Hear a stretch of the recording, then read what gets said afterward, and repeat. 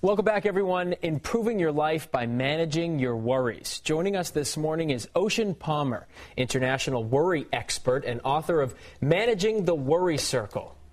Good morning. Say, look at this in the front. Is that you? Is that you? Because it used to be. You don't have a worry in the world. That's you sitting there. It's beautiful. All right. I got a couple. We all have them, but we called the art's worry, learning how to manage. We called you an international worry expert. Maybe after I'm dying to know how you became an international worry expert. But first, let's talk about your book because we only have 3.5 minutes. Sure. Managing the Worry Circle. What is the Worry Circle? The Worry Circle is an imaginary bubble in each of our heads, and inside of that, it houses everything we worry about. And the premise of all my work, I've taught this on 4 continents around the world, over 4,000 people, and I've worked with them on what do they worry about. And so the premise is that because we're human, we're going to worry, but what we worry about comes and goes. So the circle is that imaginary bubble in our head that houses all this stuff. And over time, when we resolve one thing, that leaves the circle, something else comes in there. And what's been going on lately in the economy and business, especially, is a dramatic illustration of how these things change depending on our circumstances. Well, as you mentioned, you mentioned the economy.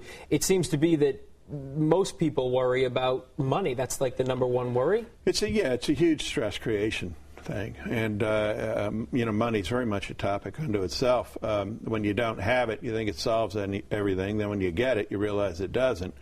But it is a practical utility. It's been a scorecard for a long time, how people measure how they're doing, and so it creates a lot of worry. So before we get to how to manage it, it seems, and I'm not a worry expert, I guess I'm an expert in my own worries, but it seems as I go through stages in life, I worry about different things. Yeah. When I was getting out of college, I was worried about getting a job. Then I was worried about advancing. Now that I have kids, I'm worried about their safety. Absolutely. So does it go like that through people's lives? And if so, how do you know when a worry is going to come in and when a worry is going to go out?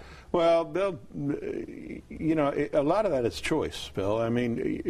People are empowered to choose what to worry about. We worry about 3 things, and the mind processes the 3 types of things we can control, things we can influence, and also things that are beyond our control. And our mind processes all 3 of these radically differently. You mentioned raising children now. Well, you can influence that as a parent, but you can't control the behavior of a child. And so one of the things I'm really trying to teach people is say, look, here's the types of things you're going to worry about. You choose what you want to worry about, but also understand how these things affect you differently. There's a huge danger in worrying about things you can't control because the mind takes it to its worst possible extreme. Do a lot of people do that? Is that they worry about the things they can't control? Yeah, it's a great point. 40% of what people worry about typically doesn't belong in their head in the first place. Because you have no control over it. None. And the mind takes it to its worst possible extreme.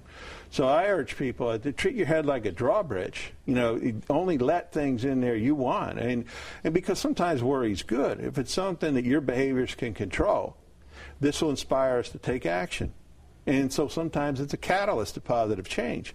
But if you worry about the wrong things you can't control, over time it'll just wear you down and beat you up. It'll take a terrible emotional toll.